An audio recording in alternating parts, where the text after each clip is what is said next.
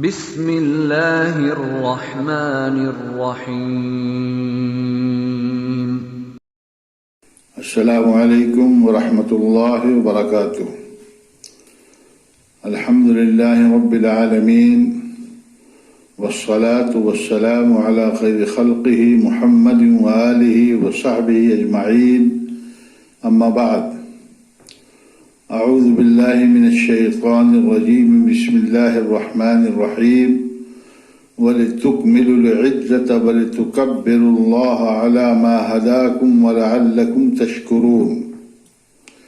ناظرین کرام، برادران اسلام، آج کے درس کا موضوع ہے لاک ڈاؤن میں عید الفطر اور نماز عید الفطر کیسے۔ حضرات، نیکیوں کا موسم بہار ایک خوشگوار جھونکے کی طرح آیا اور بہت تیزی کے ساتھ ہم سے رخصت ہوا چاہتا ہے۔ اب رمضان المبارک کے چند گنے چنے ایام باقی رہ گئے ہیں۔ اگر کورونا کی وجہ سے حالات معمول کے خلاف نہ ہوتے تو ہم سب عید کی تیاری کرتے اور اس کی خوشیاں منانے میں مصروف ہوتے، مگر سوشل ڈسٹینسنگ اور لاک ڈاؤن کی پابندی کے سبب نہ تو ہمیں عیدگاہ میں اجتماع کی اجازت ہوگی اور نہ مساجد میں نماز عید ادا کرنے کا موقع ملے گا، جو یقیناً ہم مسلمانوں کے لیے نہایت تکلیف دہ اور سوہان روح ہے، مگر اللہ کی مشیت کے آگے ہم کچھ نہیں کر سکتے۔ اللہ رب العالمین سے دعا ہے کہ وہ غیب سے ہمارے لیے آسانیاں پیدا فرمائے اور ہمیں آزادی کے ساتھ اپنی عبادات اور شرعی مراسم ادا کرنے کا موقع بخشے، آمین۔ لاک ڈاؤن اور سوشل ڈسٹینسنگ کی پابندی کے سبب اگر ہمیں عیدگاہوں یا مساجد میں نماز عید کی اجازت نہیں ملتی ہے، تب بھی ہمیں ان پابندیوں کا احترام کرتے ہوئے عید اپنے گھر میں منانی ہے۔ عیدگاہ اور مساجد میں اجتماع کو چھوڑ کر عید الفطر کی نماز اور اس کے تمام سنن و مستحبات ہمیں گھر ہی میں ادا کرنا ہے اور اپنے گھر میں رہ کر اپنے اہل و عیال کے ساتھ عید کی خوشیاں منانی ہیں۔ اس تعلق سے کچھ شرعی ہدایات کتاب و سنت کی روشنی میں اور آثار صحابہ و تابعین کی روشنی میں آپ کی خدمت میں پیش کی جا رہی ہیں، جن پر عمل پیرا ہو کر ہم اور آپ اپنی اس عید کو بھی خوشگوار اور یادگار بنا سکتے ہیں انشاءاللہ۔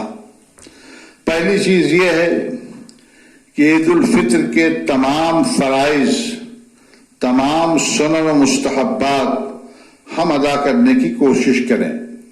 مثلا موجودہ حالات میں ہمیں عیدگاہ نہیں جانا ہے بلکہ نماز گھر ہی میں ادا کرنا ہے، اس لیے اس بات کا خاص خیال رکھیں کہ گھر میں نماز پڑھنے سے پہلے صدقہ فطر بہرحال ادا کر دیں۔ یہ حکم عام حالات میں عیدگاہ جانے سے پہلے تک کے لیے ہے۔ دوسری بات یہ ہے کہ عید کے دن غسل کرنا، خوشبو استعمال کرنا اور صاف ستھرے اچھے کپڑے پہننا مسنون و مستحب ہیں۔ چنانچہ حضرت نافع رحمہ اللہ سے مروی ہے کہ حضرت عبداللہ بن عمر رضی اللہ تعالی عنہما عید الفطر کے دن عیدگاہ جانے سے پہلے غسل کرتے تھے۔ یہ موطا امام مالک کی صحیح درجے کی روایت ہے۔ اور اسی طریقے سے حضرت سعید بن مسیب رحمہ اللہ نے فرمایا کہ عید الفطر میں 3 چیزیں مسنون ہیں۔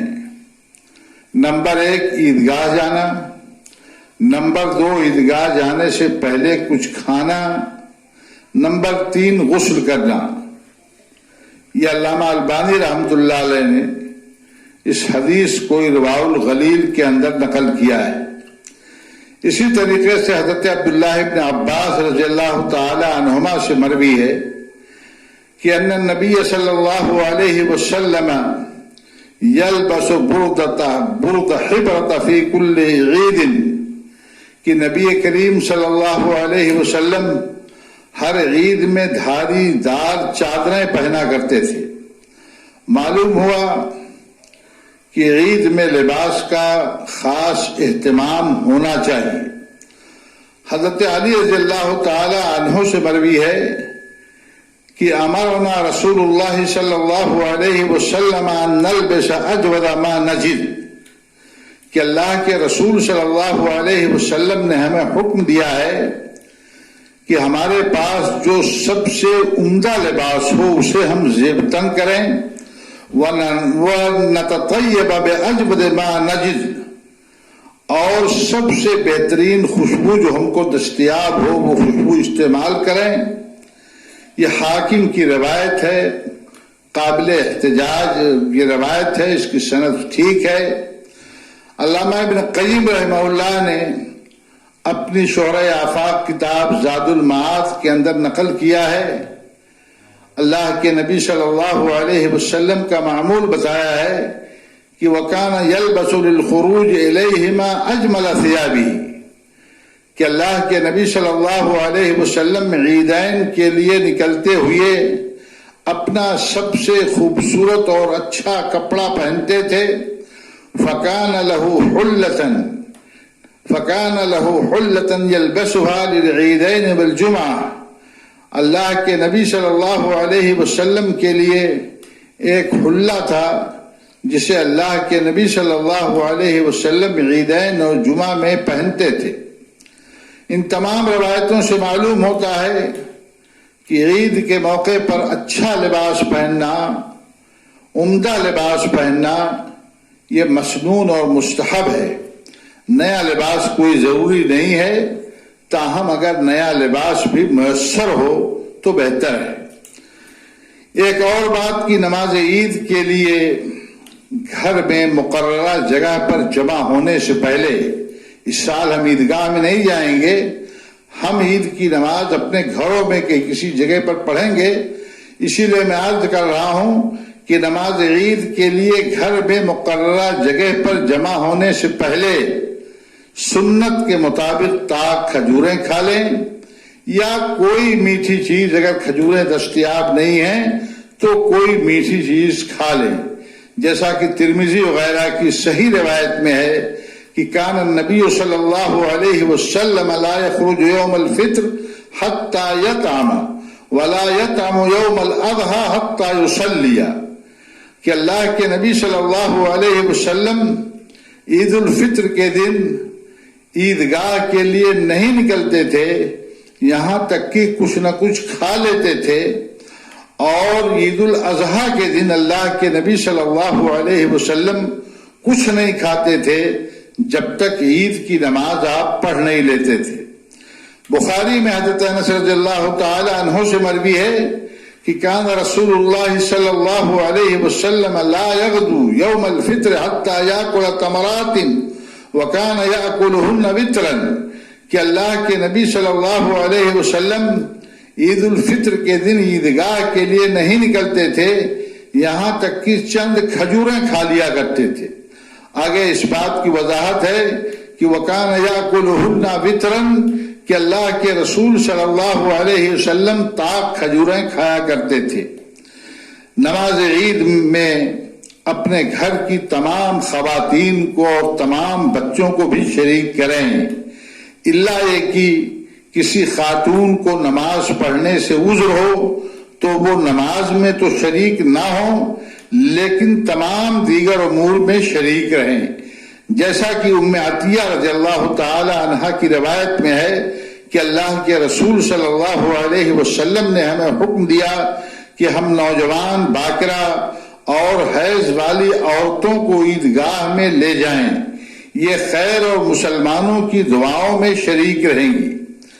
ایک اور چیز کا ہمیں لحاظ رکھنا ہے، دھیان دینا ہے کہ عید الفطر کا چاند دیکھنے کے بعد عید الفطر کی نماز سے فراغت تک ہمیں تکبیرات کا اہتمام کرنا ہے۔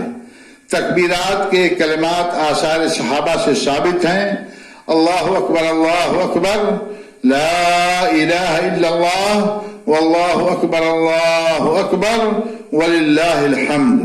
اسی طریقے سے تکبیرات کے یہ کلمات بھی آثار صحابہ سے ثابت ہیں، اللہ اکبر کبیرہ والحمد للہ کثیرہ سبحان اللہ بکرۃ و اصیلا۔ ایک بات اور کہ نماز عید الفطر اول وقت پر ادا کرنے کی کوشش کریں۔ سورج نکلنے کے بعد جب سورج ایک نیزہ بلند ہو جائے تو نماز عید الفطر کا وقت شروع ہو جاتا ہے جو زوال تک باقی رہتا ہے۔ ایک چیز اور ہے، بہت اہم چیز ہے کہ عیدین کی نماز کے لیے اذان و اقامت مشروع نہیں ہے، نہ اذان دی جائے گی نہ تکبیر کہی جائے گی، اور اسی طریقے سے نماز عید سے پہلے کوئی نماز بھی نہیں ہے، اور نماز عید کے بعد بھی کسی نماز کا ثبوت حدیث میں نہیں ملتا ہے، لہذا اس سے بھی اجتناب کریں۔